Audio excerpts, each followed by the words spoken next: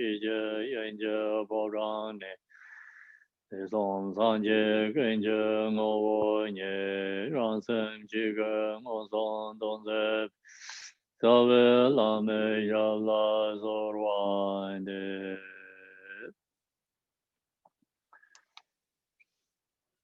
Okay, so now we go to the way of Bodhisattva. Way of Bodhisattva, chapter 9. So we are in the wisdom chapter. So this wisdom chapter its main topic is 4 different mindfulness practice. So it's a Mahayana tradition.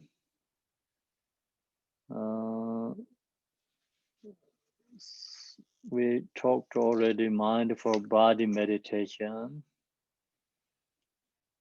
We finished already mind for feeling meditation. So now close placement of mindfulness on the mind. It's, I think we are in the mindful consciousness meditation. Yes. It's verses 102 is correct? Yes. 2. Yes. Okay, so we long time we didn't talk. Break is really long. It's forget. Okay, so now I'm going to share with you the mindful consciousness meditation. So here just in this the root text talk about a close placement of mindfulness on the mind.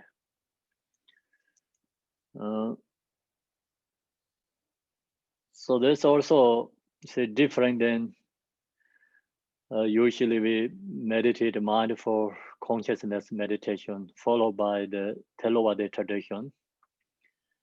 So Theravada tradition, you just look to your thoughts and mind, where is located, where is abide, where is be, where is going. You're just watching the mind, watching the consciousness. But this one is more deeper level. So that's the reason not only the watching the mind, but it's using, analyze, investigating. So how to investigating our mind? Here, verses 102 are truly existing. The mental consciousness does not abide in the sense faculties such as the eyes. So main point is here, Shantideva going to approving the mind, the consciousness not exist. So some this, Buddhist and also no-Buddhist, many schools accept mind is permanent, exist. So that's the reason Shantideva say, truly existing. If mind is truly existing, mental consciousness, so you have to find where it's located, where it's stay. So Shantideva said, does not abide in the sense faculties such as the eyes. So you really investigate your consciousness. You cannot find with your faculties such as eyes. You cannot find faculty with your nose. Cannot find faculty with your ear faculties. So like that way, you cannot find mind is be with faculties. So this faculties is actually is physical form body. The mind, the consciousness is not physical. They are different. The mind cannot find, you use investigate look to there. You really cannot find faculties such as the eyes. It does not abide in the object such as visual forms. So then mind cannot be with faculties. Also, our mind cannot be with the object. So I is faculty, object is visual form object. So mind is not be with visual form object. Mind is cannot be with the song. Mind cannot be with the taste. So smell, senses, like that kind of object, you investigate, mind is not that object. So mind is not faculties, mind is not object. And it does not abide in between the two. So then mind is not between the faculty and the objects. So mind is not faculties, mind is not object, cannot be between the two. Neither does a truly existent mind exist either inside or outside the body. If the mind is permanently exist, then must be, mind is be faculties or mind must be with object or between somewhere else. But you investigate, look, really, analyze the mind, you cannot find. That means your mind is not exist, not truly exist. And it is not to be found elsewhere. So you cannot find mind is any place, located, abide. So that means mind is the same as a space, emptiness. So this analyzed investigation, mind is you really understand emptiness.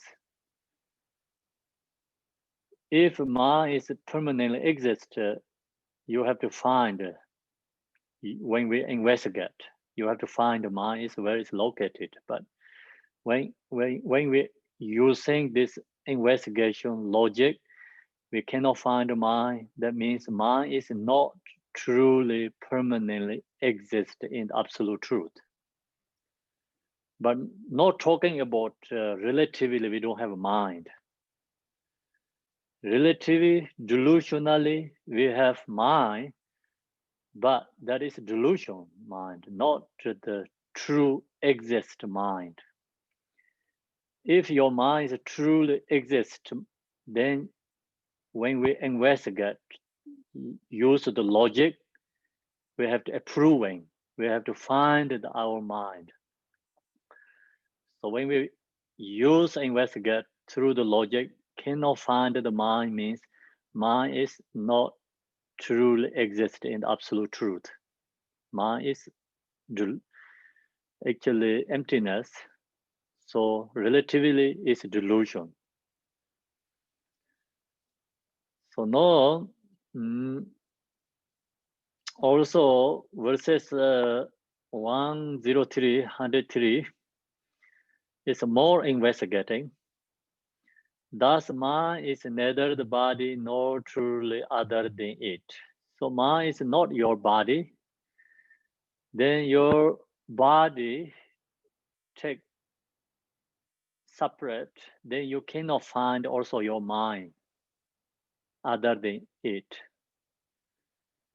So usually we say I and my, whatever we talk, like we have, long as we have this body, and then we always say I and my, but no body is there, then you cannot really find anything. I and the self.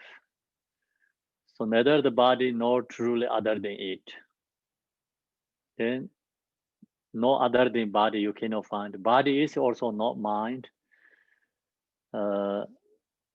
Mind is no other than also body. So that means actually mind is not exist. It is not mixed with it, nor entirely separate from it.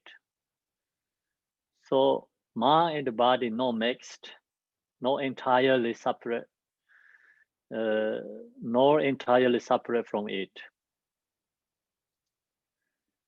The mind is not in the slightest bit truly existent. So mean point, mind is not exist, mind is emptiness. Therefore, all sentient beings have from the very beginning been in the nature nirvana. So the main point is we are on beginningless time already Buddha. You know, not just you receive this the wisdom chapter, then you know your mind is Buddha, then you are become Buddha. Not like that. Actually, our mind is not truly exist on beginningless time.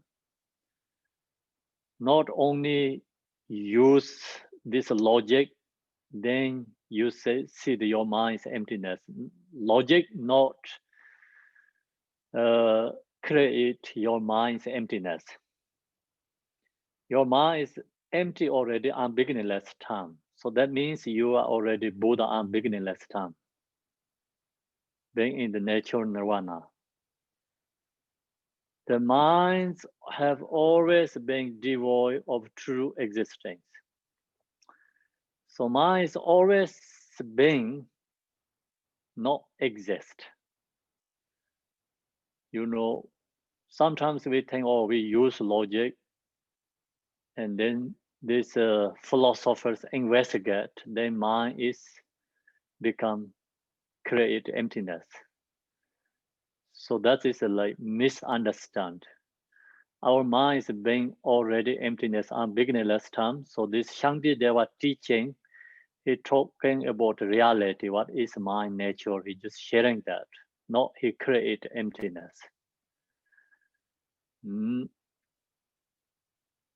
So that means actually all sentient beings are Buddha means because our mind nature is emptiness. His mind is always nirvana, emptiness. So that is a Buddha's mind.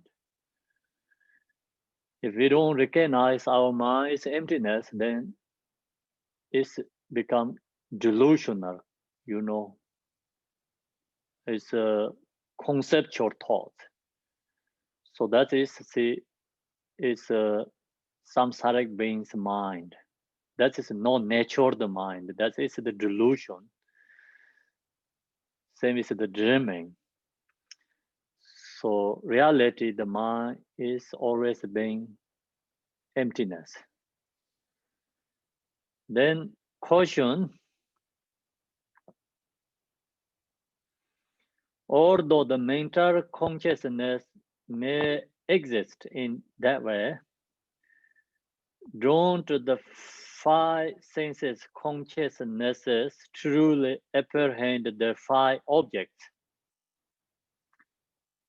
So this caution is come from the other schools who accept mind is exist, who accept this five senses is exist. So they ask this question to the Mayamika teachers like Shantideva. Although the mental consciousness may exist, they say mental consciousness must be exist in that way. Don't the five senses consciousness truly apprehend the five objects? See this, we have five senses. So that's the reason we have five consciousness. Five consciousness receive all these five objects. So this question is like just people who don't know the emptiness means, like that. This question is the same as just ordinary people, like we thinking.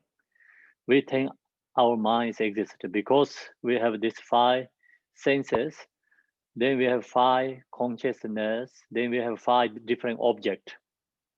So sometimes we say five, six senses or five senses, five consciousness or six consciousness, or you can say like six object or five object anyway. So we think that all is truth. But main point is, see, think about when we get dreaming, you have these five senses. You have five consciousness. You have this all five objects. But when you wake up, this 15 of them, 3 times 5 is 15, right? 15 of them, all is dependent. Nothing is exist there. When you wake up, these 3 of them, you know, senses, conscious, object, all are emptiness. So there cannot really any proving. Like you're dreaming, you say, oh, my dream is true because I have senses. The logic is incorrect. When you wake up, senses also not exist. Senses cannot approve when your consciousness is exist. So you say, oh, my dream is true because I have object. So long as I have object, my consciousness, my senses also truth because I have object. So actually, the reason you use the reason is object. Try to approve when your senses and consciousness, they're also incorrect. This object also not exist. How can object can approve when consciousness and the senses is truth? So you know that's the like something not exist. You use that example, try to approve when other things exist. Is incorrect, right? So delusion cannot approving delusion things. I mean that something delusion is exist, not deluded. Whatever use this senses object is cannot approve when your consciousness is truly exist. So Shantideva give answer where let us first consider whether they exist prior to, simultaneously with or after the object. So this use different logic, Shantideva. So this logic is followed by the past, present, and the future. So how to do this, like follow the logic is, Shantideva say, okay, so your this five senses and object exist. That's the reason they try to approve when consciousness exist, right? So Shantideva, he going to investigate the consciousness and this object is not related to anything. They cannot prove each other because think about this, see, consider whether they exist, you know, before or simultaneously or after the object. So this consciousness and object is the same time or object is before the consciousness or object is after the consciousness. So investigate that way, object doesn't support mind is consciousness as a permanent because consciousness object is not benefit anything each other. So if we said that the five senses, sense consciousness existed before the five objects of the which they are conscious.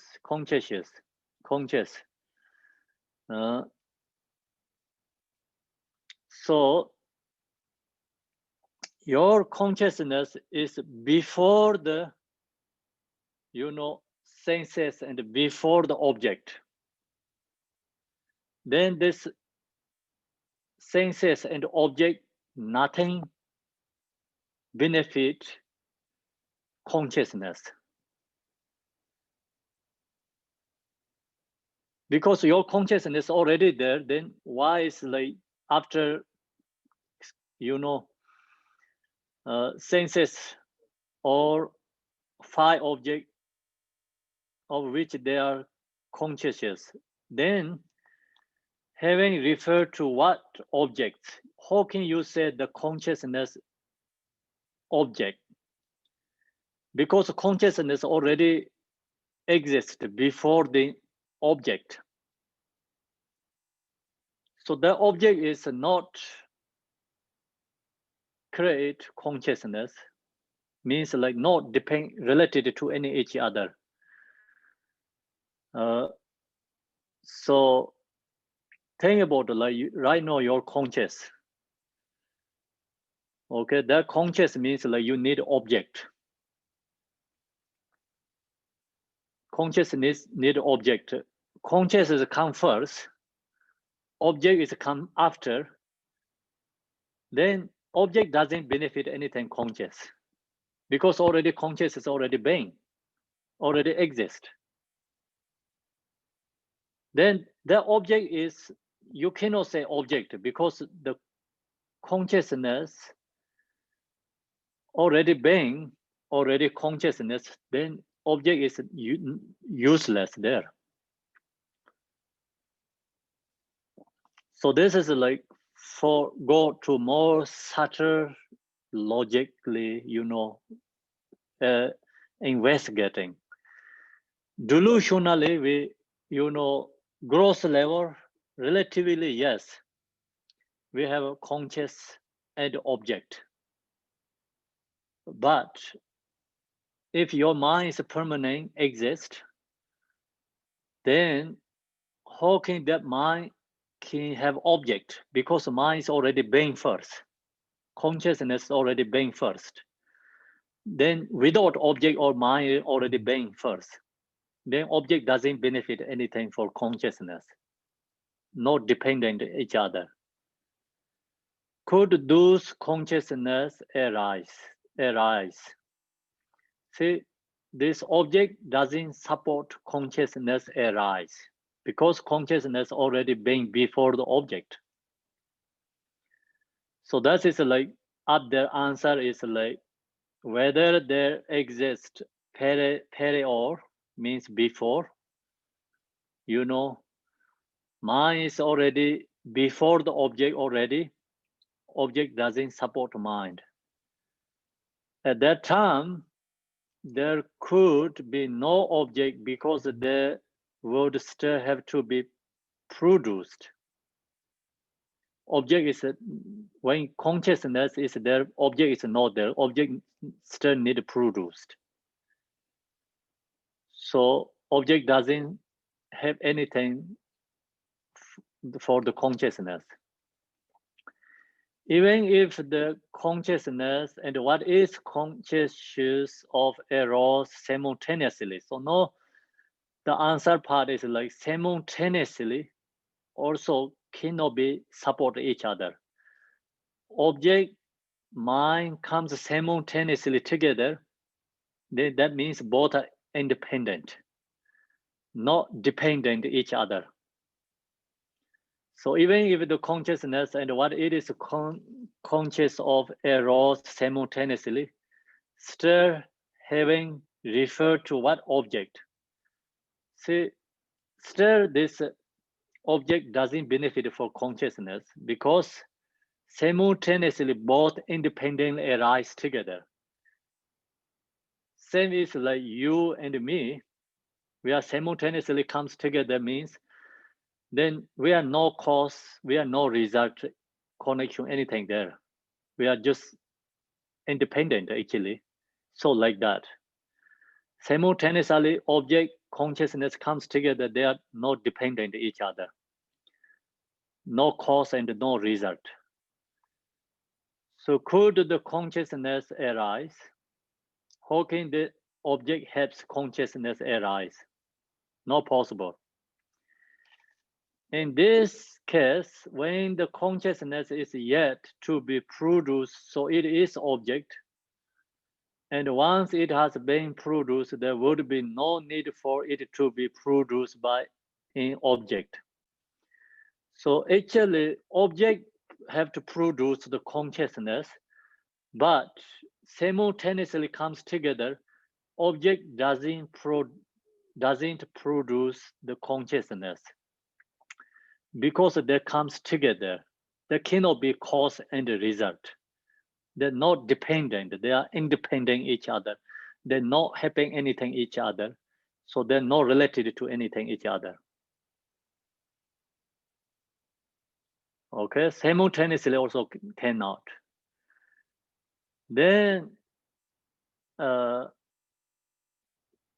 so before,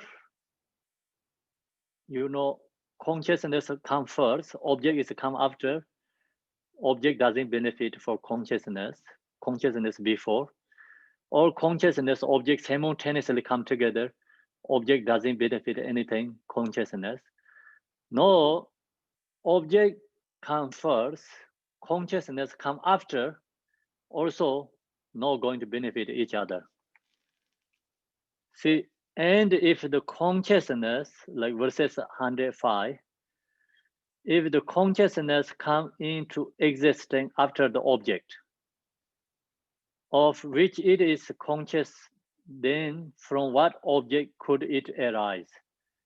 Then how can be the consciousness object? Because object is already before being there. So you cannot say that consciousness object. Object already before being the consciousness. Which is conscious, then from what object could it arise? Since the object would have ceased by the time the consciousness arose. When consciousness arises, object is going to cease it. Means like going to die, gone.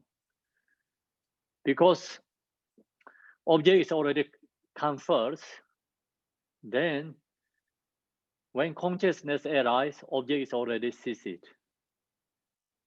So no exist. That means object doesn't benefit consciousness. The consciousness would have no object. When the consciousness arises, no object there. Object is already ceased. So that means, like I said, you have to think about a very subtle level, logic investigating. This is very subtle. So we talk about minutes, second, and more subtle than that. So usually this philosophy followed by, in like this time, finger snap time is called 63. Second is changing. 63 times already changed during this time, like finger snap. So that kind of, subtle level is changing. We don't recognize. We're seeing only gross level is changing, we recognize, but we don't understand the subtle level is changing. And during this finger snap, that time 63 subtle level is changing. So that kind of very fast changing. So then consciousness and this object really cannot be benefit each other if you look to that way investigating. Then consciousness also permanent exist. Then object cannot benefit to consciousness anything.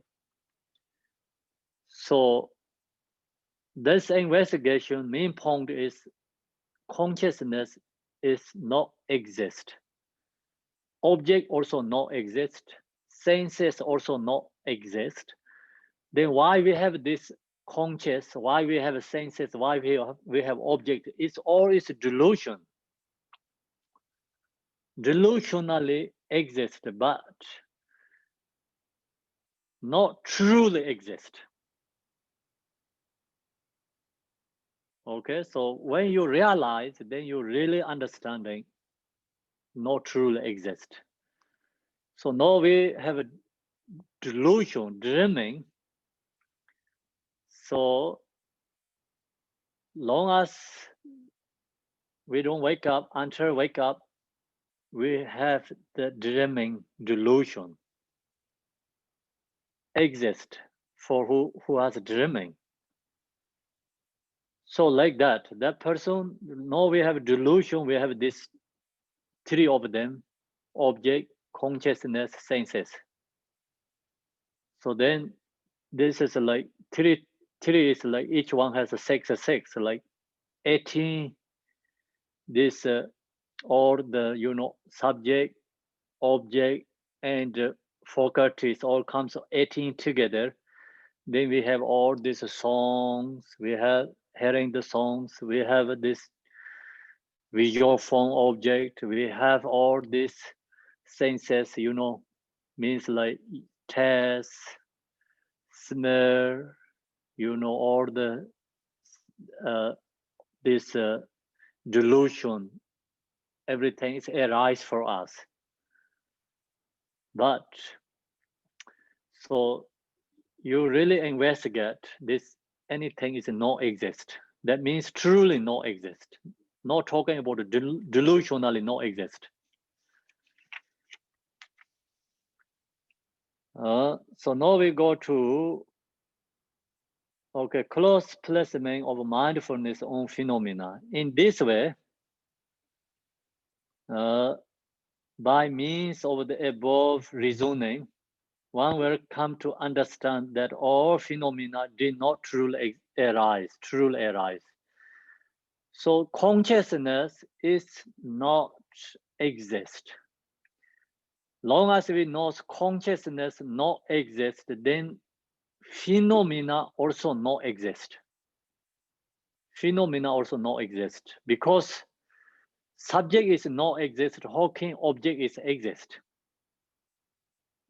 Subject and object means like dependent each other. Long as your subject is not there, then how can we have object? You don't have father, how can we have son there? You don't have a right, how can you have left? So you don't have a long, you cannot have a short, because it's dependent each other. So that means like short and long also dependent. Like we say, okay, we use these two. This is a long, this is a short. Yeah. This long is not permanently inherently exist. Because if I found another something is longer than this is not long, this is short. So comparing to this one, this is long. But I have found something longer than this is not long. That means this is not permanently inherently longer exist. It's already dependent. Yeah. So all is comparing each other, but means like dependent each other, not permanently exist. This also not permanently exist short. Because I can find something shorter than this, comparing to this is long. Then that means this is not permanently inherently short exist. Otherwise, I bring this one, must be this is still short. Because this is a permanently inherently exist short, right? Whatever I bring, this is must be short. Then all sentient beings need to see this is the shortest object in the exist in the world. But we don't have like that kind of object. That means any object is not permanently inherently exist, because everything is dependent. Dependent is emptiness, no inherently permanently exist.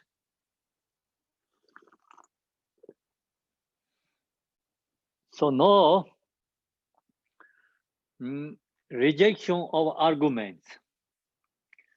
So here has this mindful phenomena meditation has a rejection of arguments. Objection. So this objection is come from many these other schools who don't accept emptiness. So that means almost all the other schools except Maya Minka. So every school just accepting different ways permanent. So even like say Buddhist schools and the first Vibhashika Satantrika, they accept subtle level part or particle is permanent. Then Chitta Material accept consciousness, mind, free from subject, free from object, is permanent. Kind of like we say Buddha nature is permanent. It's exactly same is the Chitta Material. Chitta Material means not just delusion consciousness is exist permanently. There's a free from dualistic consciousness is permanent.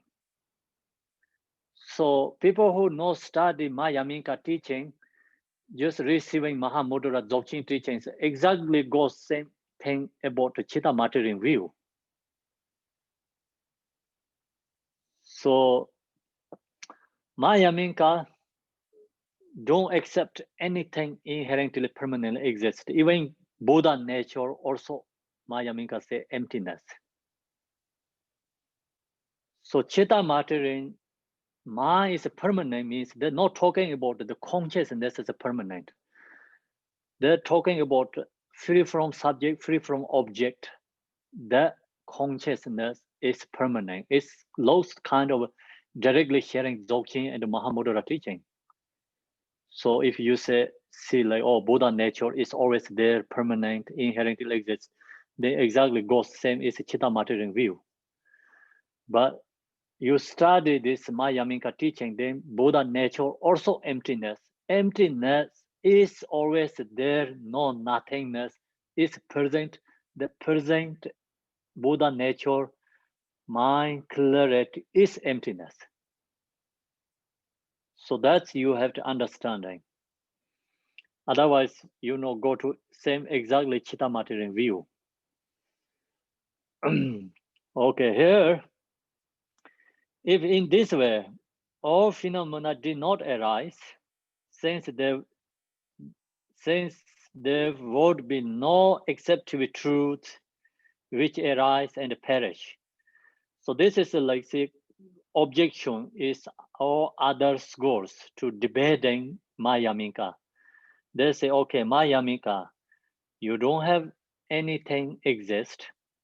So if like that, then since there would be no acceptive truth which arise and perish, nothing is born, nothing is die for you, right? So for you, the Maya Minka, how could two truths be presented in the Maya Minka traditions? So they say, how you can have two truths? Because you said, I'm beginningless time, nothing is arise and nothing is perished. So they say you don't have true truth. If you don't have true truth, then see, you cannot have a relative truth. Then if you don't have a relative truth, you don't have absolute truth. So become Maya Minka is nihilism. So they're talking about debating. It's like main point they wanted to say, going to say Maya Minka as nihilism. So actually nihilism means first something exists, then that is gone. So that is actually nihilism. Nihilism cannot be, I'm beginningless time, non-exist. It cannot be nihilism because first you don't have a birth, you cannot have a death. So Maya Minka is all the free from all the views, means like no exist, no exist. Nihilism is non-exist. So Mayamika is non-exist, non-exist too. Because no birth, no death. So that means like Mayamika actually free from all the two extremes. This who going to debate with Mayamika, they don't really understand what Mayamika view. Okay, so that's why they're debating.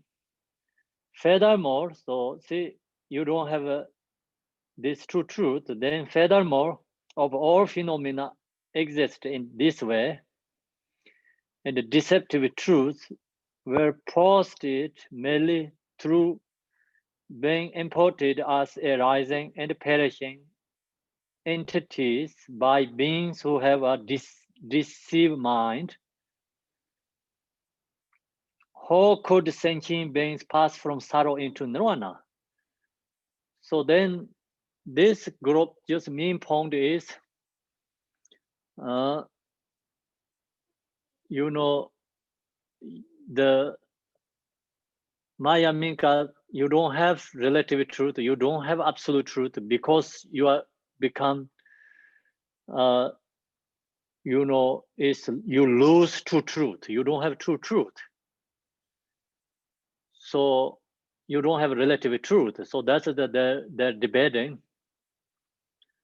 So then Maya Minka main point is like absolute truly relative is not exist. When you realize absolute truth, that time relative truth is not exist. Relative truth, what we seeing this, you know, object. Think about it, the object seeing is relative truth, but reality is absolute truth. So who realize absolute truth? They don't have relative truth perceptions because they're seeing reality. So no, this group say, okay, what we seeing is relative truth. This all sentient beings seeing the relative truth being imported as arising and perishing entity by being who have deceptive mind, relative truth mind.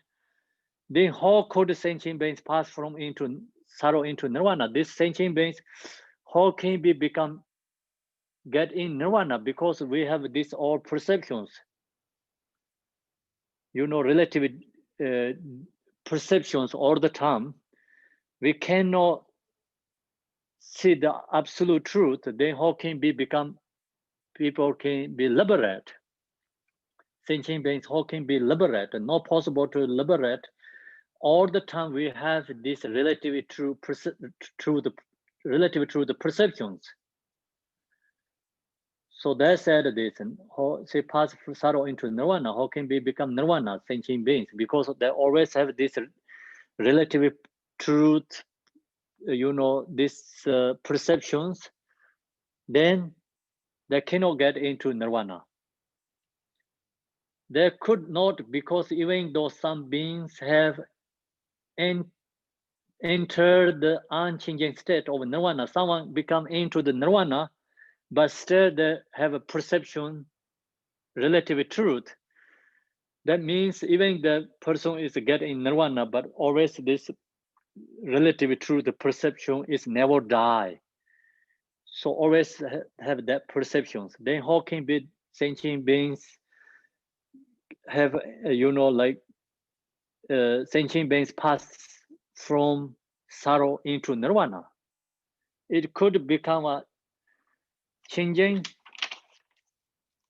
deceptive truth through other simply importing into being arising and perishing entity. Then the people always have these relative perceptions all the time. Relative truth, the perception is arising and perishing, you know, all the time, never ever get nirvana.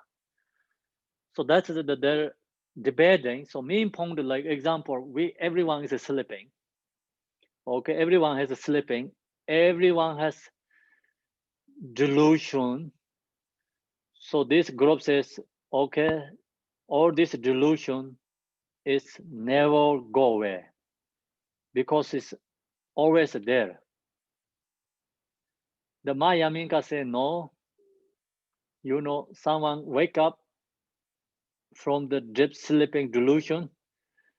Other has a delusion, but who wake up, that person is free from delusion. So others has delusions that not affected who is wake up.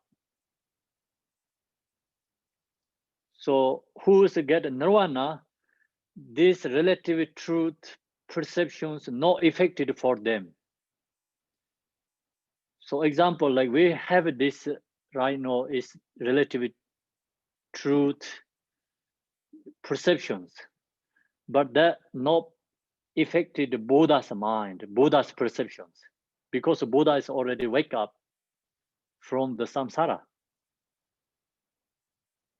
So main point is someone already wake up, they don't have this delusion perception, is always not there. So other group, the debating to Mayaminka, they say, even someone wake up, they always have this relative truth perceptions. Then that person who can get in nirvana, because long as you have this relative perception, you have impure perception. Long as you have impure perception, you are still stuck in samsara, not nirvana.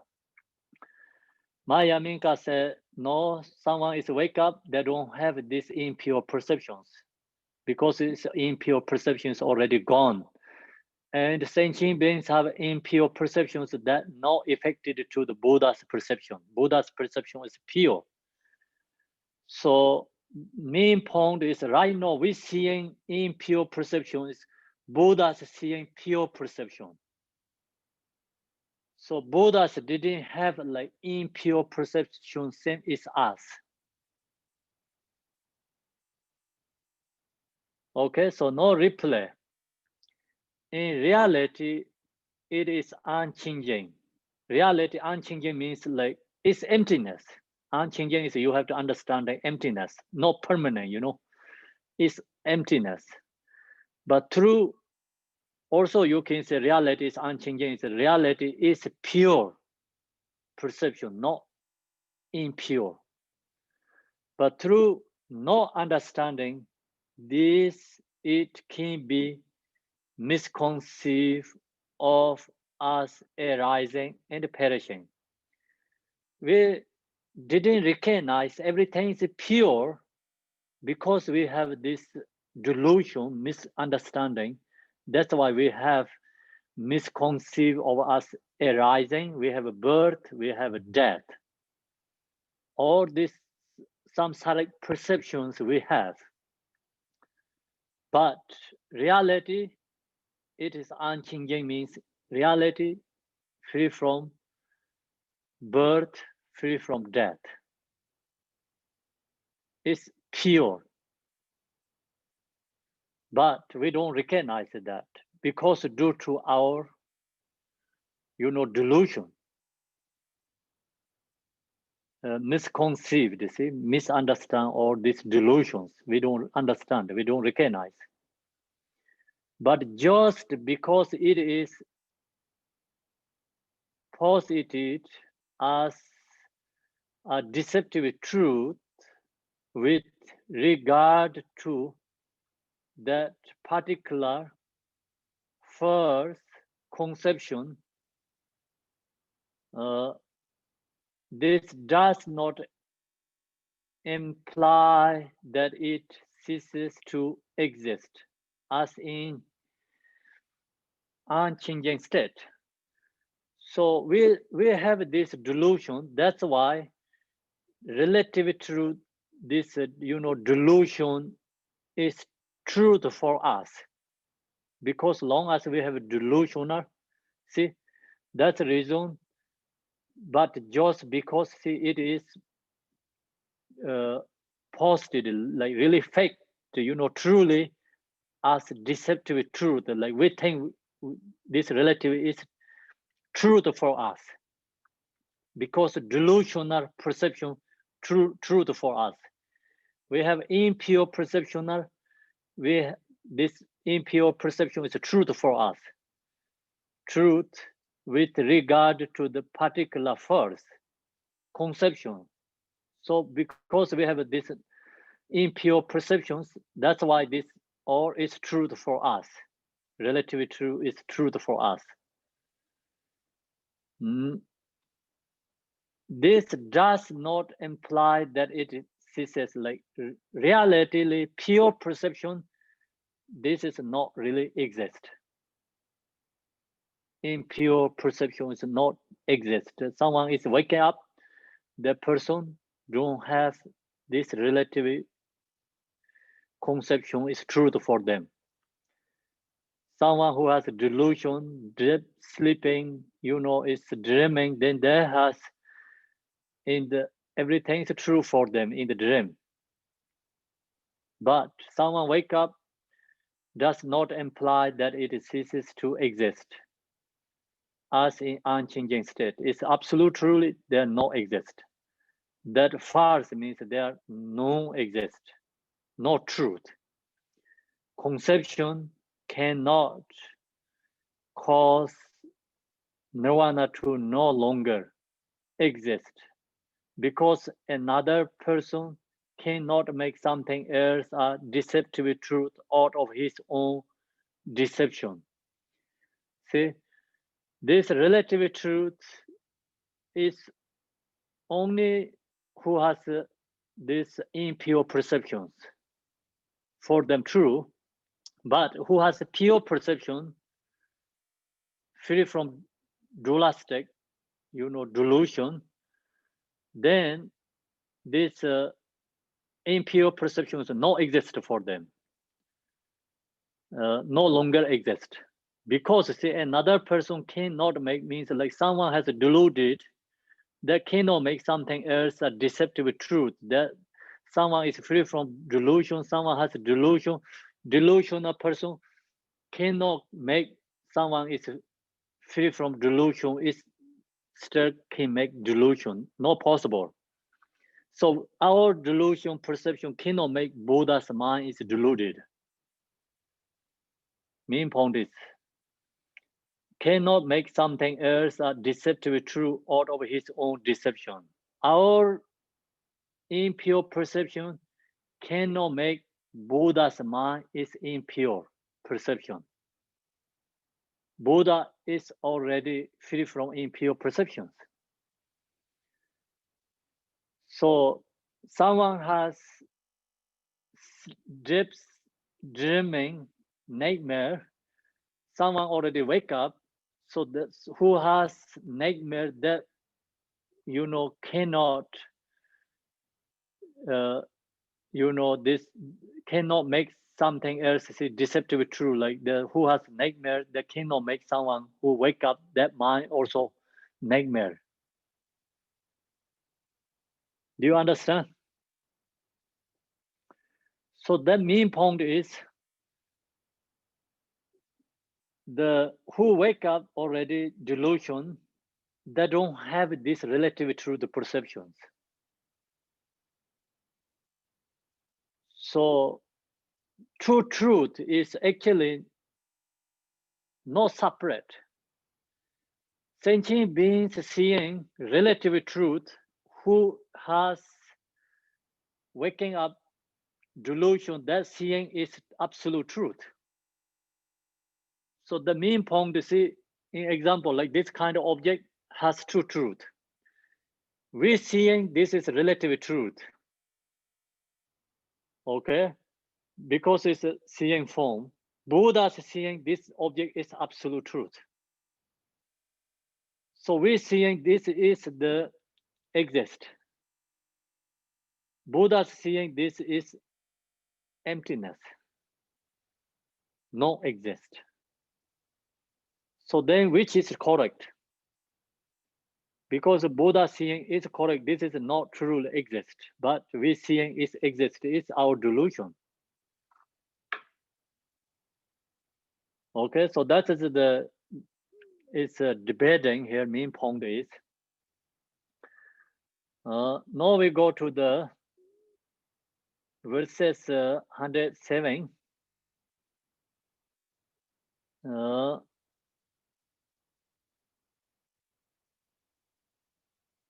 So this verses 107 is Buddha didn't have dualistic perceptions, and yeah, just dualistic. You know, in Zen it's like dualistic. Buddha is free from dualistic perceptions. So this deception is a distorted conception in the mind of someone, deceptive mind of one who has passed beyond sorrow.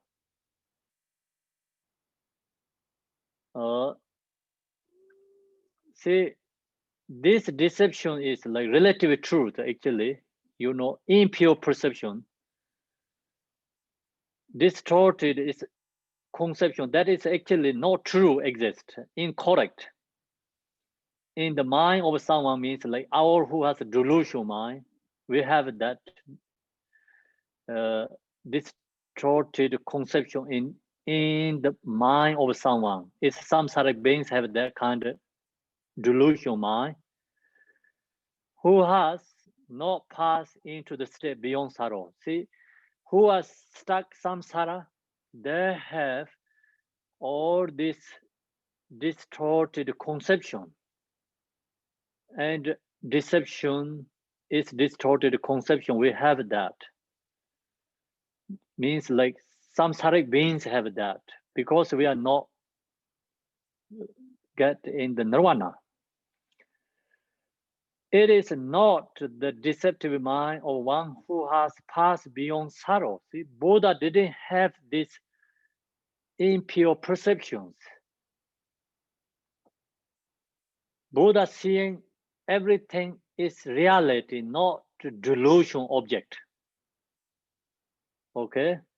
He's seeing true nature is emptiness, no exist.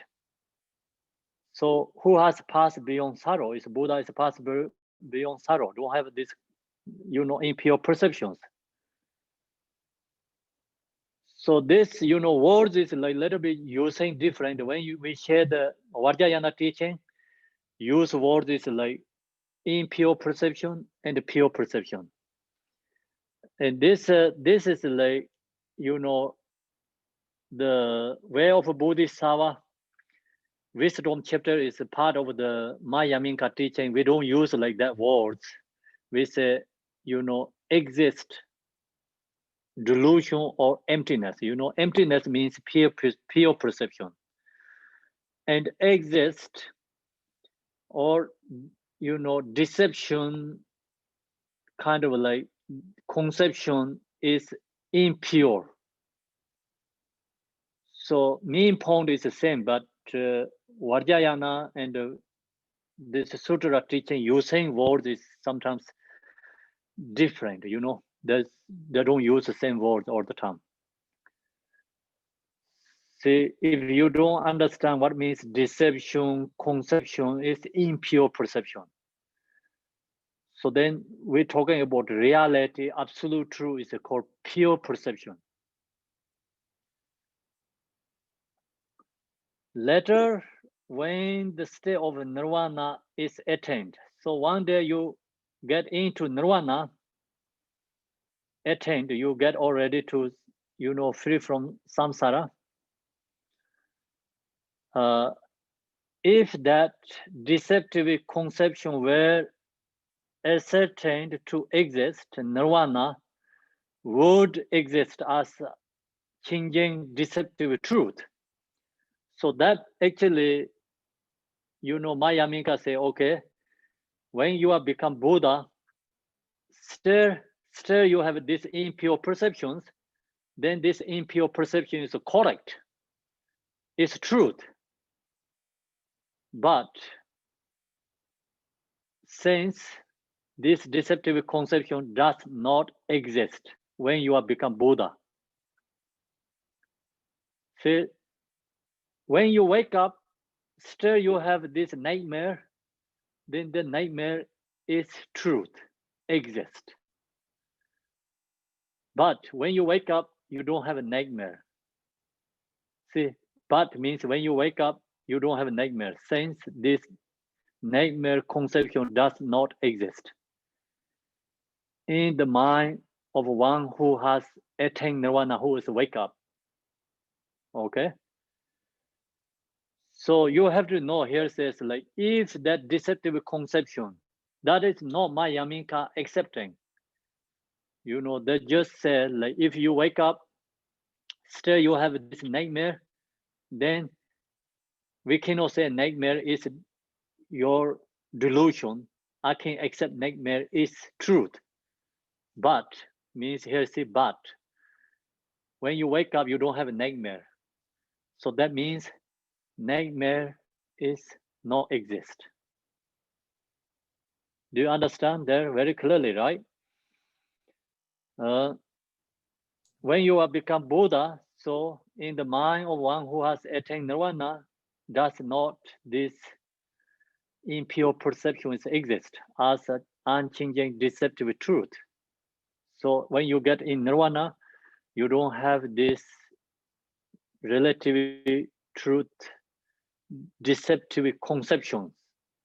It's all gone, no exist in there. When you are getting nirvana. Okay, so objection.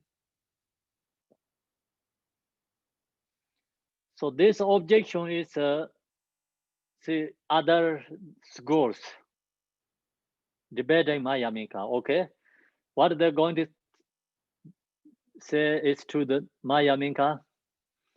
So you say you don't have mind, then how you can use investigate? So main point, how you can investigate? Because you don't have a mind. So still like debating is like, see, think about the same as us. We thinking, you know, oh, we don't have mind, then how can I can think about yesterday? How can I think about tomorrow, you know? Actually, Mayamika not talking about mind is relative mind is not exist. Mayamika not talking about delusion mind is not exist. Mayamika talking about reality, absolute true mind is not exist.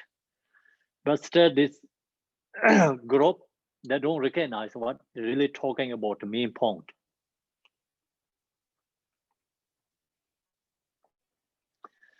Okay, here,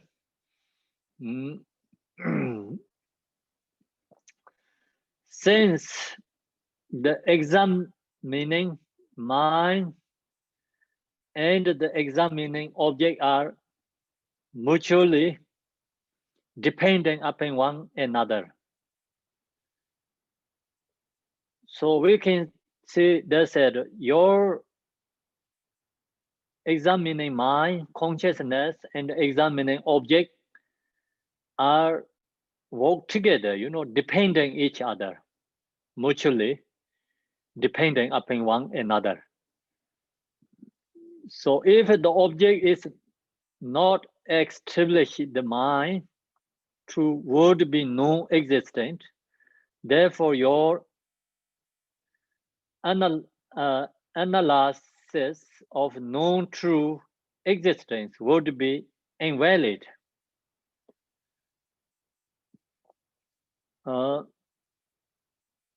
So, see, object and the subject are depending each other.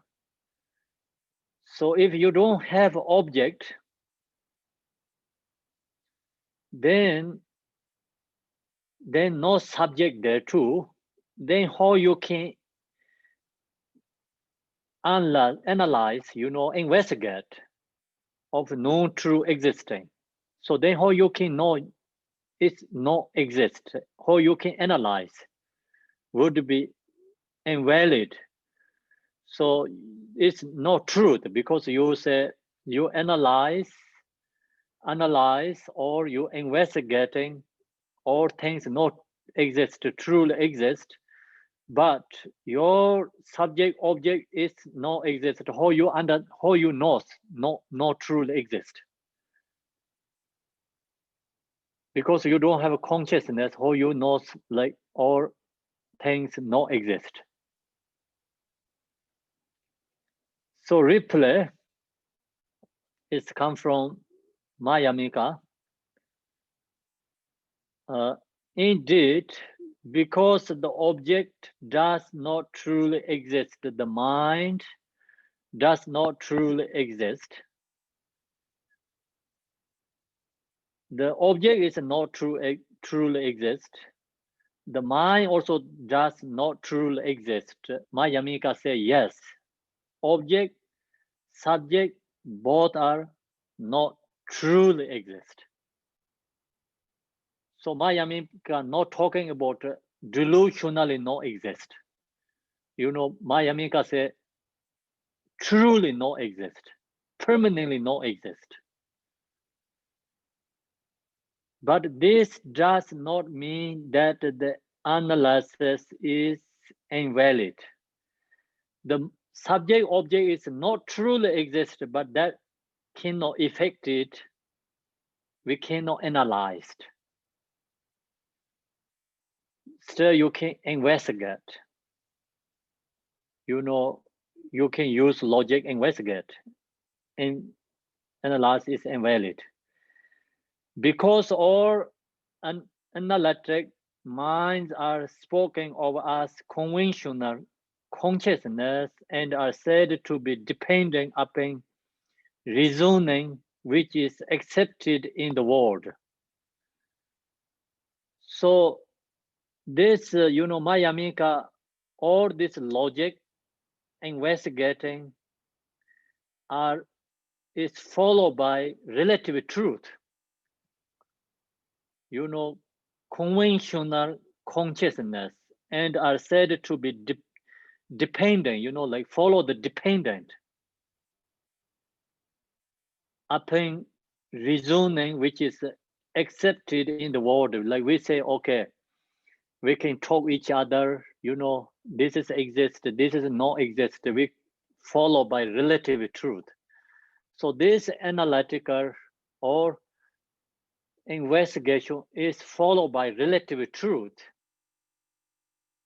So that's the reason we can investigate.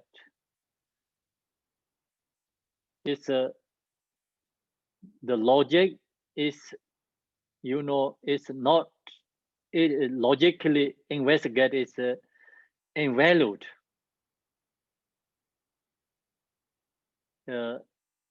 It's not, you know, it's truth because it's a proving absolute truth. So that is the Mayamika, you know, giving answer to them. Of course, like absolutely subject object both are not exist, but relatively you can analyze, you can investigate, you know, you can use logic to proving. So that is relatively truth. So that's the Mayamika give answer to them. So now another going to the debating is the verses 109 is come from other these scores going to debate to the Mayamika. So they say, okay, you use the logic, you know, analytical and analysis. So analysis, you use the analytical. That analytical need another analytical. So use another analytical. Become is you know, how to say, the not really proving anything. Example, I going to proving someone is some person is a good person. I prove that person is a good person. Then who going to prove me I am good person? Another person have to approving I'm good person. So then another person approving that person is a good person. So that way it's become your, analytic is become, really keen on approving, because you try to approving some is correct, but then they need another analytically approving that. So that way is your logic is incorrect. So that is this group going to debating. Example like that way. See, go to the verses 109. If it were necessary to analyze the analytic mind with another truly existing analytic mind. See, your analytic mind approving that you need another analytic mind approving that with another truly existing analytic mind.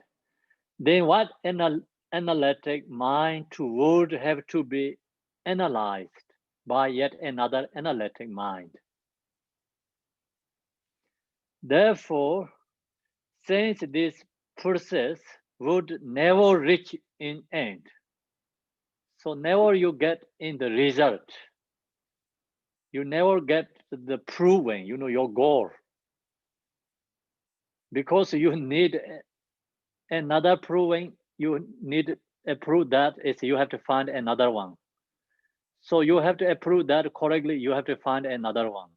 So go like that way,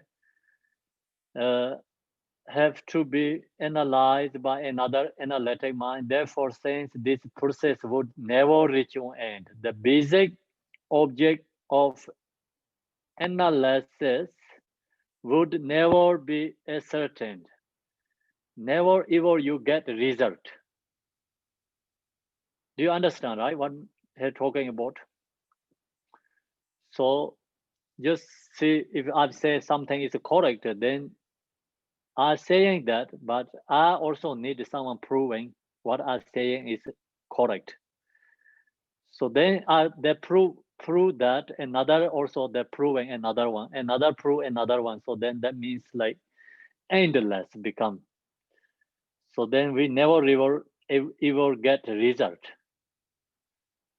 So your consciousness, analytic, this analyzed mind need proving another analytic mind. So another proving that, and another analytic mind never ever get result. So that is they're debating for Mayamika. So no is a Mayamika answer. I think this is answer to the Mayamika giving answer like verses 110 is, when the object of analysis has been analyzed in established to be empty, the analytic mind is found not to have a truly existing. So see, when the object of an analysis, you see the object analysis has been analyzed and established to be empty. So you see the object is emptiness. The analytic mind is found not to have a true existing. So your object is not exist, you know that, then that analytic mind also not exist, truly exist, not truly exist, truly existing. So then you don't have to find another analytic mind, because object as its basis or referent. So object is no exist, then the subject also no exist. You don't have to find another analytic mind to check the other mind. Thus, because it is understood that there is no truly existing object, so long as you understand the object is not truly exist, even without analysis, it is understood that a truly existing analytic mind cannot arise from it. So then you know also analytic mind also not truly exist. You don't have to find another mind to prove like that. This state of peace in which no truly existing object nor consciousness arise in called nirvana, the state beyond sorrow. So then you become, you know like this main point is like first object is no exist, you approving that, then that analytic mind also no exist, because analytic mind is dependent object is not exist, analytic mind also no exist. You don't have to look another mind, try to approving the analytic first analytic mind.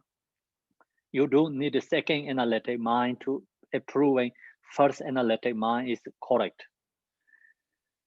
Because object is not exist, that first analytic mind also not exist. You don't need a second mind to analyze first mind is proving. So you know that, then you know that is like state of peace, means like you know you really see the subject object both and no exist. That is like state of peace, means nirvana, in which absolute truth, in which no truly existing. Absolute truly, nothing is truly exist. The subject object both are not exist. Nor consciousness, see object nor consciousness arise in called nirvana, the state beyond sorrow. So that is the beyond suffering. That is the Mayamika answer. So no,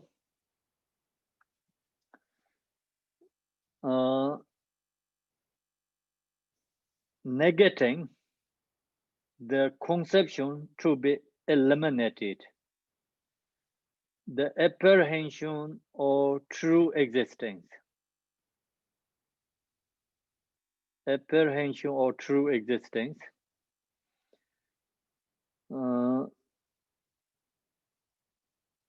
So refuting the true existence of a subject and object. So here is verses 111 is the main point is talking about you know the subject and the consciousness both are not truly exist. So that is the Mayamika going to approving.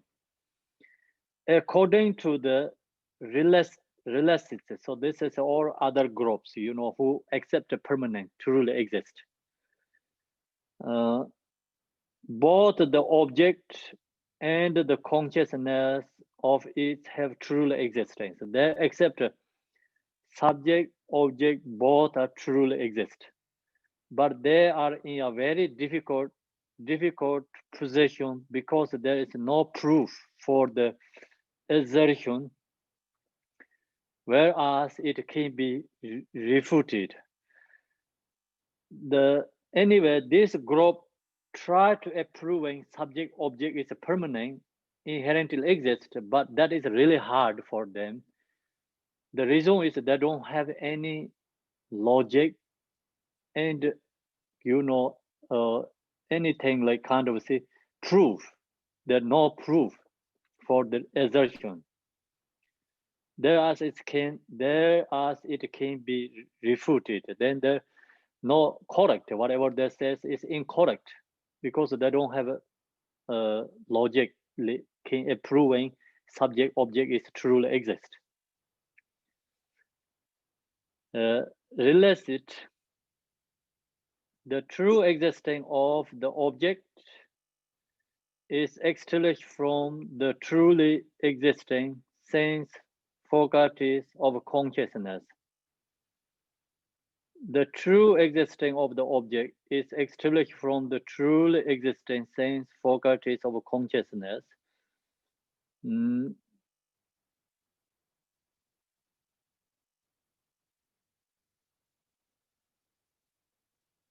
So they're going to approve and use consciousness approving other two is the senses and also object.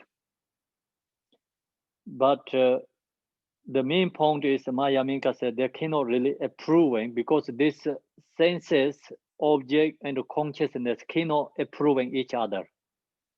Whatever they try to use approving, they're not possible. It's all, everything is dependent on each other, not this object cannot prove consciousness cannot prove object.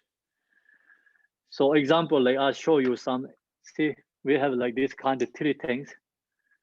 Okay. This one try to approving this is long. Incense try to approving this dumb beating is longer. Incense try to approving this is the shortest. But actually this three is how can approve each other. It's three of them is dependent. Because this incense is comparing to in this drum beating is shorter, comparing to this is longer. But this is like not permanently short, not permanently longer. It's already dependent. This incense cannot approving this is long, this is cannot be approving short because already dependent each other. Okay, this incense is not permanently there. It is the size of the middle because you can find then I bring in these three things together. This incense is already long. This incense is not permanently medium size. Already long. See, I bring this one. This incense is medium size, no longer, no short. Comparing these two, right? So that's why this incense cannot proving. This is the shortest because I bring this one, and then this is not shortest. This is the shortest, right? This incense cannot approving. This is the shortest one. Okay, so I bring something longer than this. This incense cannot approving. This dump beating is longest. Something I bring is longest. Then this is not longest one because it's incense cannot approve. This dump beating is longest. So that is all. It's dependent. Nothing is like their subject is not exist. Senses is not exist. Consciousness not exist. They cannot approving each other exist. So whatever they use logic is incorrect. So one way is very easy to understand this area. One way is hard, but I'll give you just example. You know so that way, then maybe you understand what I'm talking about. These groups. Maya Minka, but what can be established as truly existing in depending upon a truly existing consciousness? See, consciousness is already dependent, not truly exist. How can consciousness approving subject, the object is truly exist? Not possible.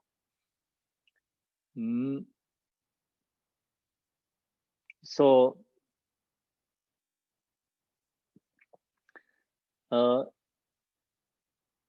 that is the, see,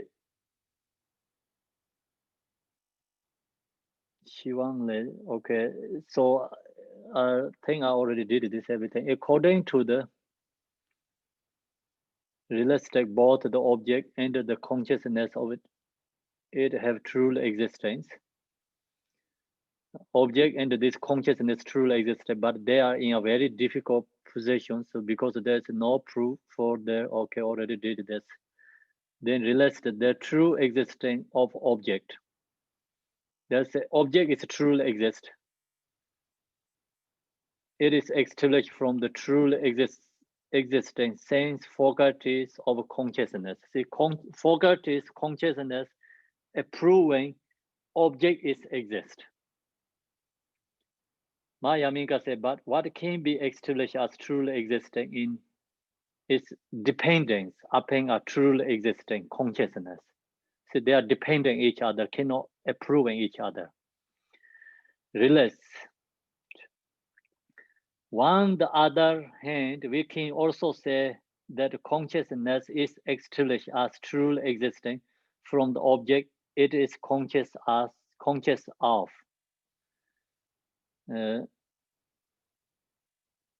So that said, see, this one is like opposite of the first one. First one is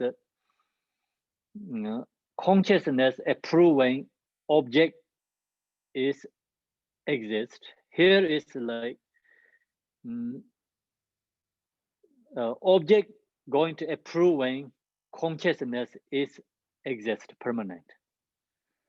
So on the other hand, we also said that consciousness is established. Consciousness is exist, truly existing. Why? The reason is because object it is conscious as of. Object is exist. Object create consciousness. That's why consciousness is exist. But anyway, this subject object both are not exist. They cannot proving each other. Just what I just show you the example, you know. But that can depending upon a truly existing object of consciousness.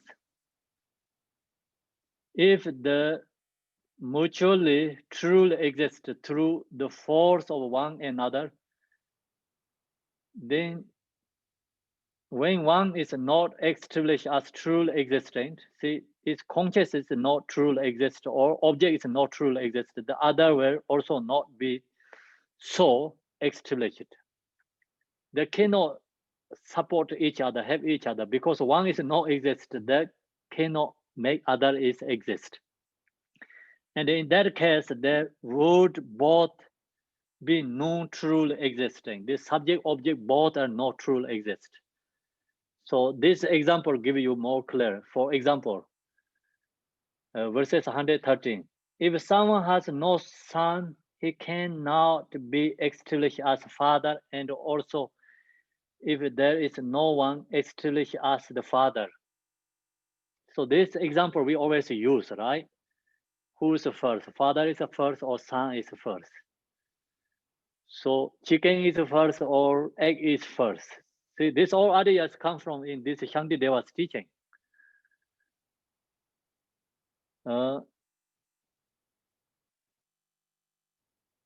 If you don't have a son, where is the father? Without a son, you have father. Then where is the son is come from, you know? Then without a father, no son, actually not both are not exist. So that mean point this whole verses is talking about that. If someone has no son, he cannot be established as father. He cannot be permanently father exist. And also if there is no one established as the father, where can the child come from? Where is the child is come from? No father. In this way, since without a child, there is no father. And without a father, no child. In both cases, there can be neither. Likewise, the object and the consciousness cannot exist dependently of one another. So you really cannot find dependently, you know, find another one is exist.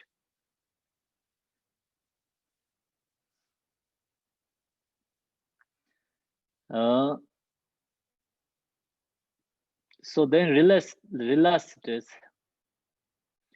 On the contrary, through dependence, we can establish things as truly existing. For example, so there's a dependently can find truly exist.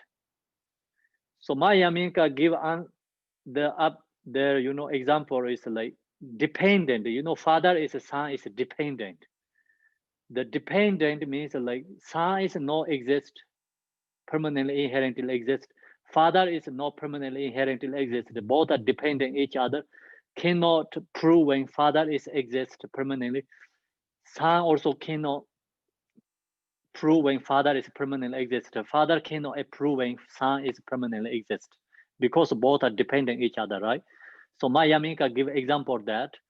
No other, group say, okay, so dependently still, there's a dependently still proving each other. So that's also incorrect. What this realist going to say is, on the contrary, through dependence, we can establish things as truly existing. For example, since a sprout is produced from a seed, seeds produce the sprout. We can understand the true existence of the seed. See, we say this group says seed is existing of the seed. From the sprout, even though the sprout depending upon it. So this seed is dependent the sprout. Even seed is depending, but still we can say seed is exist. We can find the seed is exist. So that the main point that's it doesn't matter, it's depending each other. Still you can approving something is exist, like seed is depending for sprout, but we can approving seed is exist. Likewise, why can we not understand that there is a truly existing object of consciousness from the consciousness which is produced from it? So consciousness produce object. We can say consciousness is actually dependent object, but still consciousness exists. Same is the seed. But this example is incorrect anyway, because answer is already up there. Seed is also dependent for the, sprout. Without sprout, cannot say seed. Seed is dependent sprout. Sprout is dependent seed. So this cannot approving exist each other. But they just use kind of similar, example and going to try to approving exist. But anyway, this cannot, approving each other anyway. Mayaminka, this is not the same thing. Mayaminka said that is not same. Example is incorrect.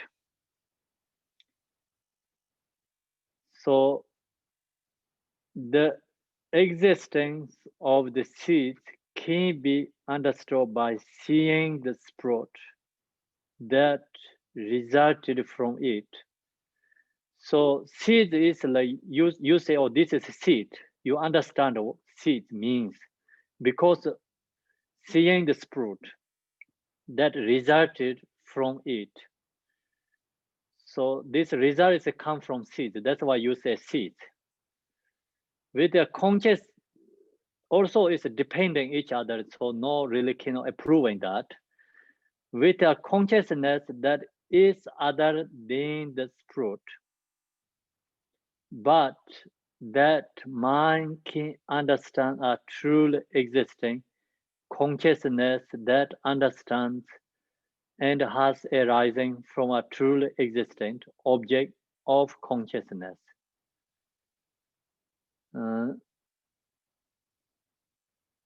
It is impossible to cognize are truly existing. Consciousness sense such a thing does not exist. So that part is a little bit harder.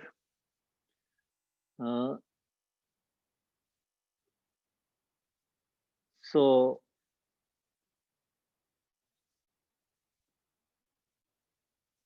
it's this is like kind of like, you know, approving each other, but anyway, nothing really going to proving any each other like exist things. So we see this consciousness knows, you know, the sprout is come from the seeds. The consciousness understand that. See, consciousness that is other than the sprout. But what mind can understand are truly existing. Mind who can knows like truly existing consciousness that understands and has arising from a truly existing object of consciousness.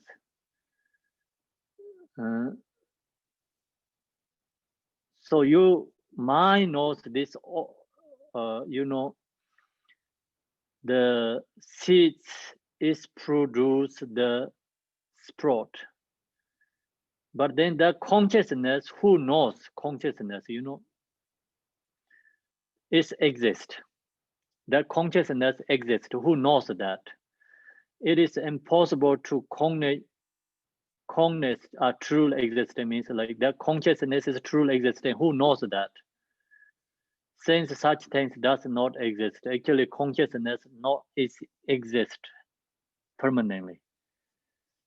Okay, so that's it's one way it's easy to understand, but some way it's hard to understand.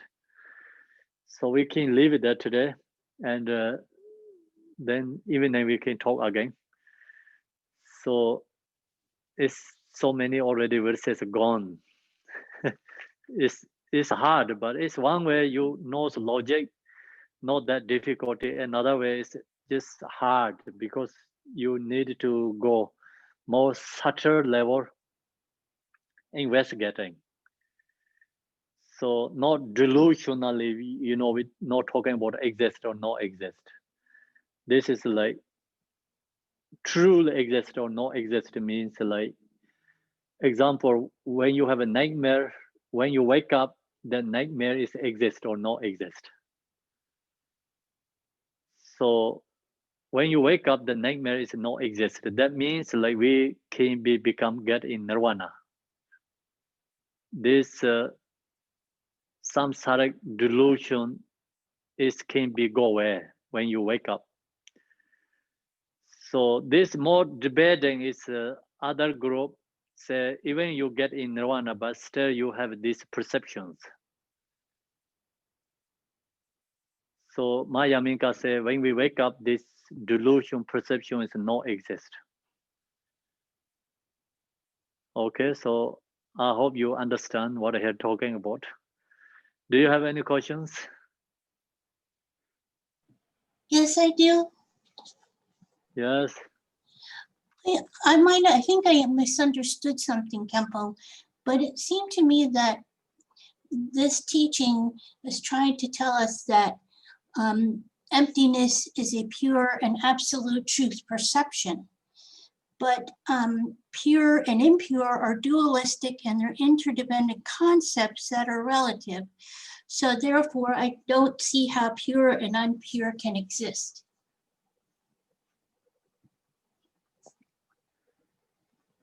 What is, you mean the last, you said last is like you don't understand what it means?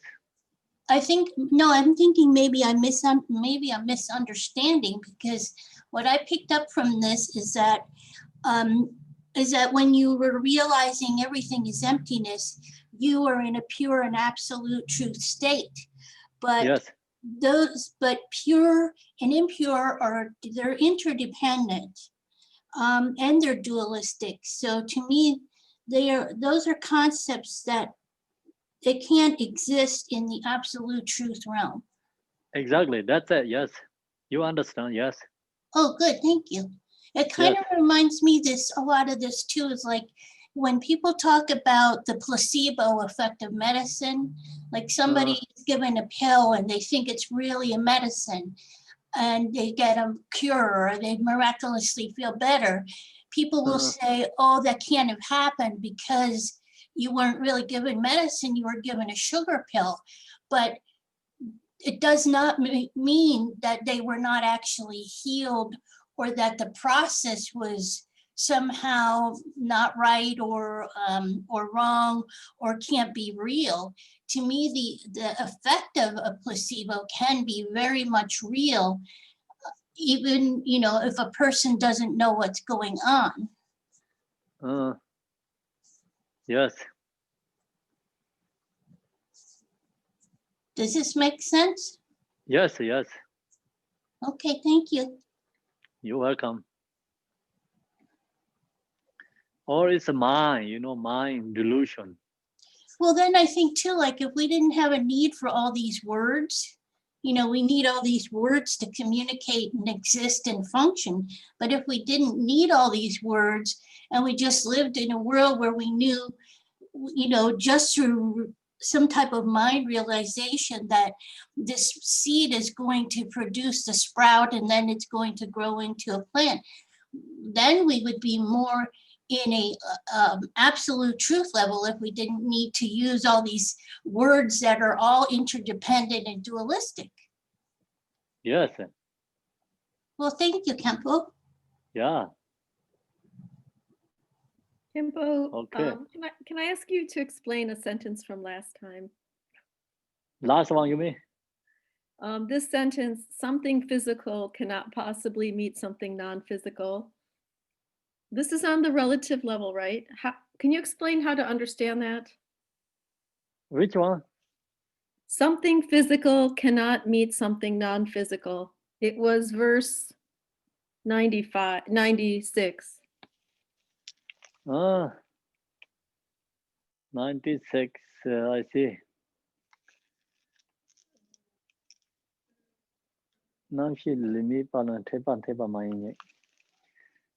Oh, so this is just you know,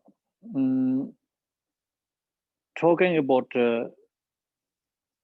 how to say this English, like it's physical something, physical cannot possibly meet something non-physical. So very easy one, right? This one is the most easy one. Not for me. Are you sure? Yes, I'm sure I have so many questions. Yes. Okay. So here is talking about, I think main point is mindful feeling meditation, right? So feeling is where it's come from. Feeling. It's like there's a meet something, you know, like meet together, then you get feeling. So that's also delusionally we can meet, but you really investigate, you really cannot meet anything each other. So see, consciousness cannot meet object because consciousness is not physical form. Object is physical form. So our consciousness cannot meet this object, cannot touch. The consciousness cannot touch to this object. Then the how can have feeling?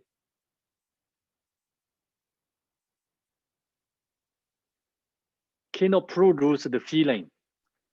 So it can't produce a sensation, but sometimes feelings are different from sensation. I guess I'm not sure what it means.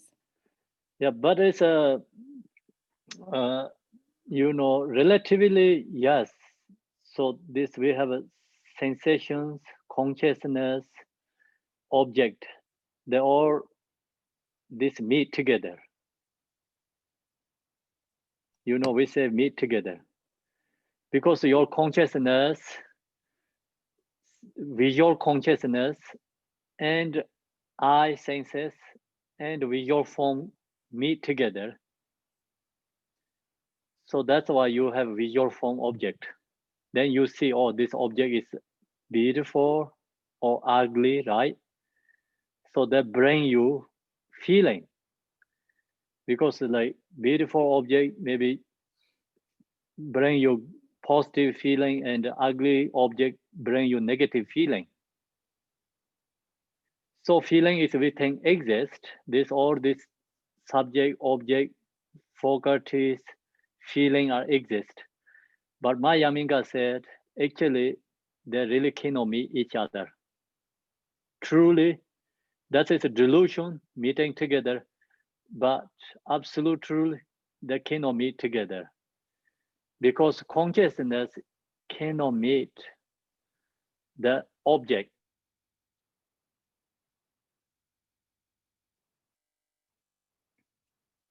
Khenpo, are you there still? You froze.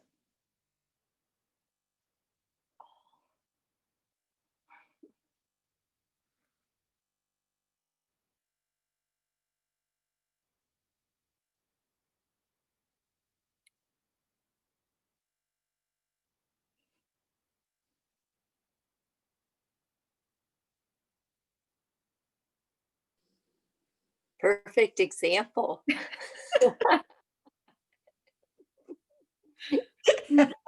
That's good. Yeah. He really was perfect example.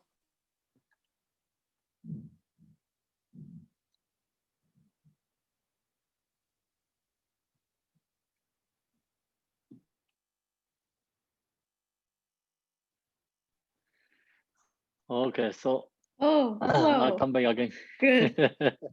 Okay, so I have a crazy follow-up question. Is this why a mandala of deities can exist within our bodies and we don't perceive it? Can you say again? Okay, so you're saying consciousness cannot meet something physical. So, no. Yes. No, it's a crazy question. You can ask crazy question. We're all crazy. So, you know, the idea of 100 deities living within the mandala of our body, you know, the idea that maybe deities exist in our channels and stuff. So, but we don't perceive that normally, regular, ordinary person. Is this why? Is this because Yes. of this situation that we're not able to actually meet physical and non-physical? No, that's actually this teaching not going to approving like deities exist in our body. This all is focus for emptiness. Body is not exist. Channels not exist. Where is deities exist then? Okay. Okay. Okay. So Yeah. I have another analogy. Like I don't know if there's a spark plug on a car. You know, there's a spark plug to start the engine, and there's a gap. There's a gap of air that you need to have for the engine to fire up. But first engine is not exist. Then what are you going to do? Car is not exist. That's why I didn't understand. Are we on the relative level or the absolute level? I didn't understand this sentence. It shifts, it goes from one to the other. That doesn't seem fair. Yeah, that's the main point is like feeling is not exist. They're going to proving that. Yes, we have feeling, but right? But the Mayamika have proven feeling is not really exist in there. It's always a delusion. Feeling is a delusion. If feeling is not delusion, then use this logic, still you have to find the feeling. See, if you use this logic this way, mind, object cannot be attached to each other, cannot meet each other. How can produce the feeling? Then you say, why I have feeling? Because it's a delusion. If your feeling is really exist, then okay, where is exist your feeling? So all going to investigating this way, you know.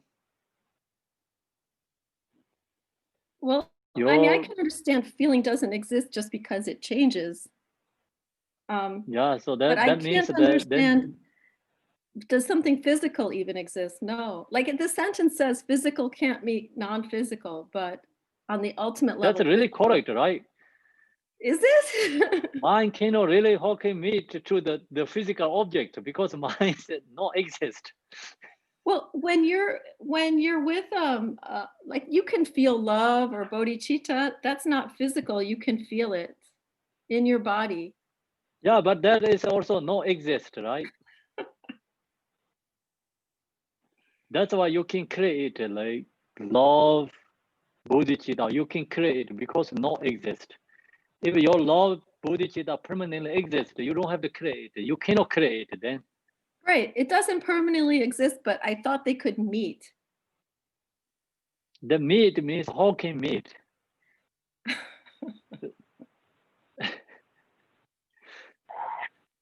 Okay, so your Okay. mind can touch to you know object. Example like okay this thing about dead people can hold the object or no? They can hold like object like this way. Why? Because they don't have a physical form body. That's why they cannot hold this. They have a mind. They try to hold their own things, but they cannot hold because its mind is not physical, Okay. right? In the dream, okay, in the dream, you can hold object. I don't think so. I don't know.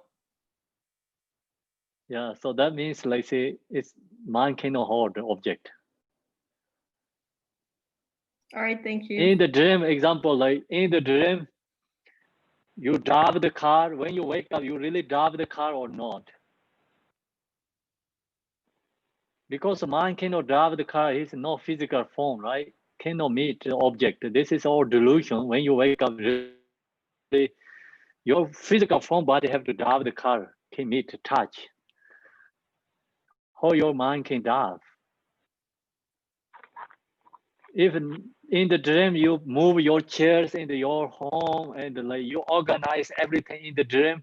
When you wake up, all is organized, everything there. I have something to offer on that. No, right? And Because a lo- it's like see your mind thinking did, but it's your mind cannot move all these things. Very You cannot touch typically, to the object. I'm sorry, but very typically, if I dream I'm sick, I wake up sick in that state. I wake up in the state I dreamed I was in. And I think it's actually the state causing the dream.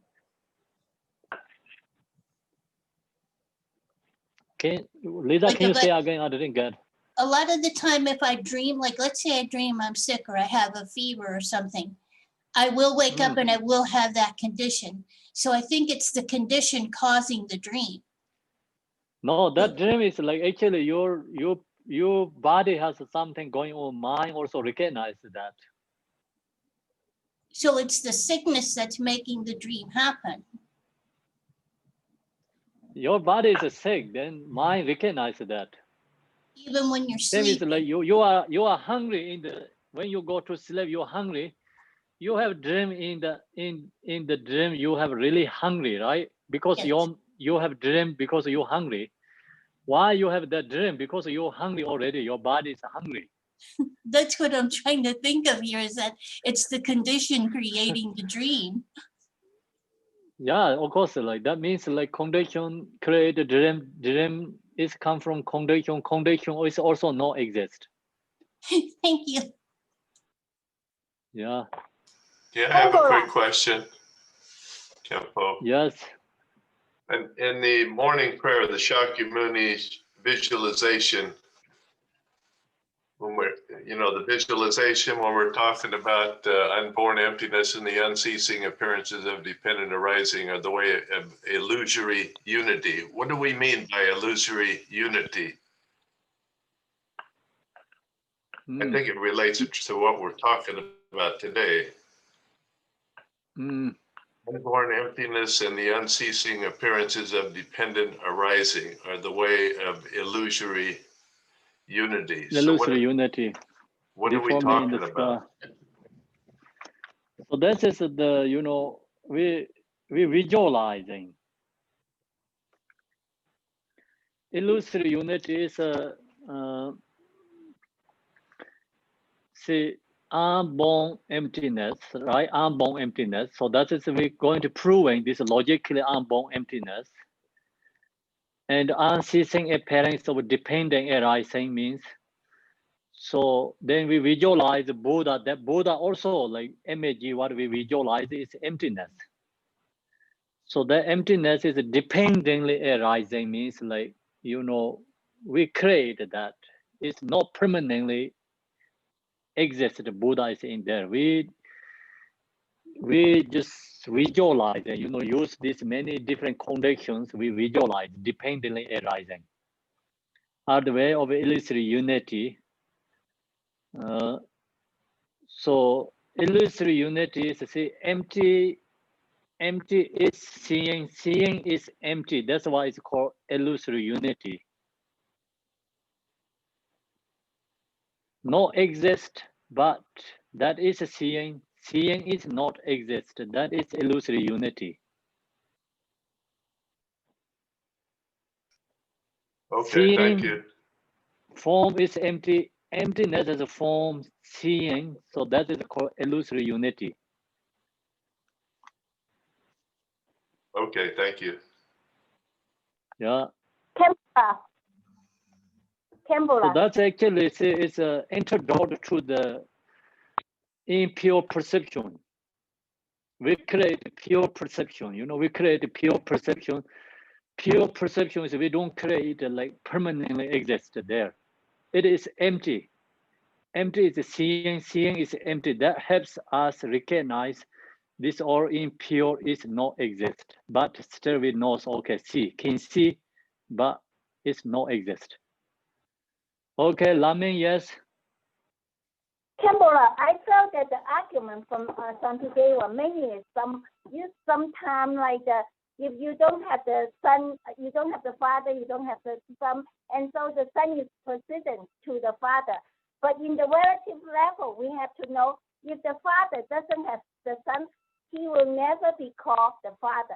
So the father depends on the son to be called father. So that timeline is not really variable to me logically. The second thing, I think that was talking about existence.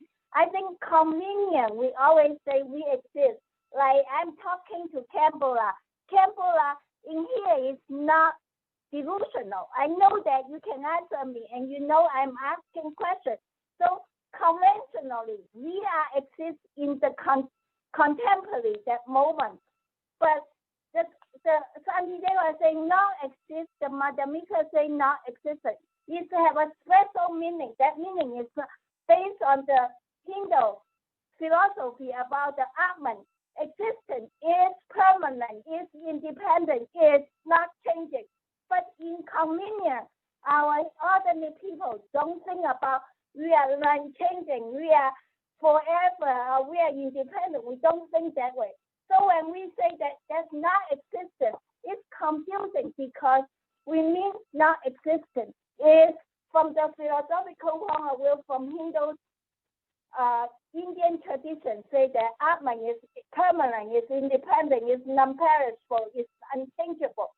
But convenient means to us, no one will think I'm unchangeable, I'm independent. If I don't have food, I will die tomorrow, or 56 days according to the experiment for people who are starving. And so we all know that we depend on everyone, and we all know we are changing. So that kind of non-existence is not value for a conventional level. So I feel that I exist, but not permanent. I accept that. And that's really, I don't understand why Shantideva so much fuss about that. Yeah, why do we think that we are impermanent? Of course we are impermanent. That's my take on Shantideva. I just don't understand why he's so fussed about that. Okay, Lami, do you have a dream or not? Lami, do you have a dream? Yeah, I have a dream, but you know, the interesting Do you have a part nightmare about or not? Do you have a nightmare or not? sometimes, long time ago, I have more nightmare, now I don't. But, Okay, so if that's I good have a news. Yeah, but anyway, so when you have a dream, in the dream, so you think that is exists, right? well, you know what? In Taoist philosophy, actually, Zhuangzi was changing about the dream and say that when I dream I was a butterfly and I wake up, I'm not a butterfly. I wonder whether the true reality, I was the big butterfly in the dream, is more true than I am a human being in this life. But of course, we don't know whether the butterfly dream of the human being because we are not human butterfly, so we don't know. So in the reality, all relative. Like I have a nightmare if I have a nightmare, and I always have nightmare when I was small, but now I don't. And when I have a nightmare, I really feel that the earth is moving and then everywhere is fire and all those kind of things. And once I have a really terrible dream, and I got up and I told myself I want to change that dream. I go back to it. I really was able to change the dream. So it's all related to each other. So I really believe Mother Mika said there's no self, but the thing is all relative. That's what I'm trying to say. Okay, so actually you accept Shantideva what he says anyway. Well, So- I think that I use too much fuss about this because I think that mainly is against the Indian tradition. We don't have the feeling that we are permanent. We know that we are going to die. Isn't So it you're true? going to, yeah, but we know we're going to die, but actually no birth, then how can have die? So we say we're going to die because we have a birth. That is our delusion. Shantideva said, no, you're not going to die because you never born. How can you can die? Well, that's the absolute. That's the main point here. So is it the Vajrayana practice or Mahayana practice? So long as Yeah. you accept you're going to die, so that is a wrong view. Oh, so I have to accept I don't die? Yeah, you never die because you never born. How you going to So die? who am I talking to? And what am I doing? That is a if I- delusion talking. Delusion. Always a delusion talking. Well, I think Yeah. it's a very Same is like when you have a nightmare, and then that time you're fighting with somebody and you said like you have enemies and going on something, they're going to kill your family or something, you're going to kill them family, but that both are actually families no exist. No going to killing is no exist. Fighting is no exist. So you have that perception in the dream, right? So same like that. No, we have the same delusion. We have like that kind of delusion, no? See, you accept you're going to die, then it's a delusion. So is it not delusion if I say that I'm not going to die, but I really die, then what should I do? So I'm not just die, I just You're not declare going to that I die because you're never born first. Lami is never born first. How you going to die first then? Well, if I never born, then what is the meaning? Am I here? What is the meaning? Because it's a delusion. We have a delusion. That's why we are here. Yeah. That's very good. In to the hear. in the dream, in the dream you're fighting with someone. You says why we are fighting here. So it's a dream, then when you have a dream that you have that perception, right? But if that's the case, it's just a dream. So then if someone comes here to kill you, then you say that it's just illusion. Even if I die, it's an illusion. Do you do that? No, this delusion is we don't want to die in the delusion because same is in the dream you don't want to die, right? Yes. If you delusion, Okay, why so do same you- thing, right now we don't want to die because now we have this delusion, we don't want to die.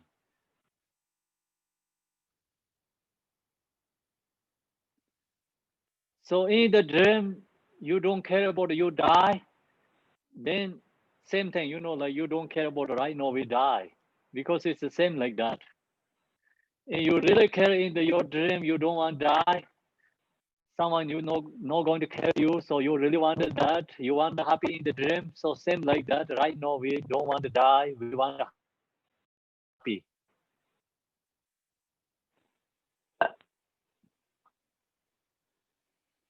Okay, Laming, so we can more debate the next time, okay? Khenpo, can I Okay. make a crazy question? Yes. Why do we need to talk about two truths? If this relative level is a delusion, we should only talk about absolute truth. Why do we need to talk about both?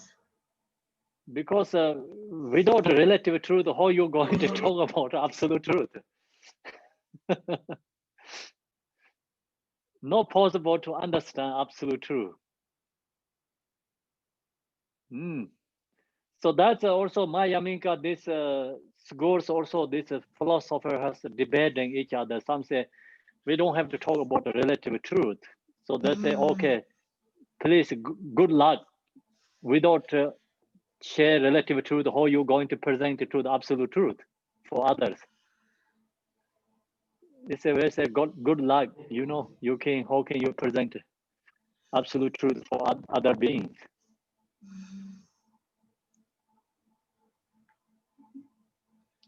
So that is really good in the Chandrakirti's teaching. Tibet is a Tanhi Lana Matin par Tambaton Tomanjur. Without relative truth, without you follow this or this conceptual relative truth, how you can introduce absolute truth? Not possible to understand the absolute truth.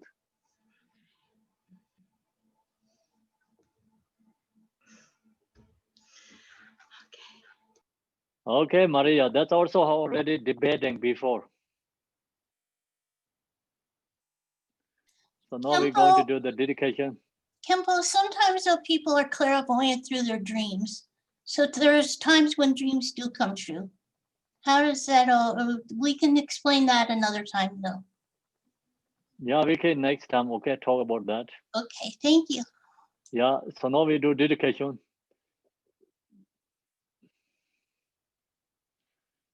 Emaho, in the center is marvelous Buddha, Amitabha of boundless light. On the right side is the Lord of great compassion, and on the left is Vajrapani, the Lord of powerful means. All surrounded by limitless Buddhas and Bodhisattvas, immeasurable peace and happiness is the blissful feeling of Devachi. When I and all beings pass from samsara, may we be born without taking samsara rebirth. May I have blessing of meeting Amitabha face to face. By the power of blessing of the Buddhas and the Bodhisattvas of the 10 directions, may we attain this aspiration without hindrance. Tiyada Bingzandriya, our Bodhanaya Soha. Bodhicitta, the excellent precious mind, where it is unborn may it arise, where it is born may it not decline, but ever increase higher and higher. By this virtue may I achieve omniscience, by defeating all enemies confusion. May all who traverse on the ways of birth, old age, sickness, and death, cross the ocean of samsara. As Manjushri will realize automatic state, and as did Samadabhada, I will follow in the path, and fully dedicate all the merry for sentient beings. May the teaching of the great Gompa Ranashiri, whose mission, Lord of Dharma, Master of Interdependence, continue to increase through study, practice, contemplation, and meditation, until end of the samsara. Thank you, everyone. See you evening. Thank you. Thank you. Bye. Bye. Have a Thank good you. day. Bye. So much, Khenpo. Bye. You too. Bye, everyone.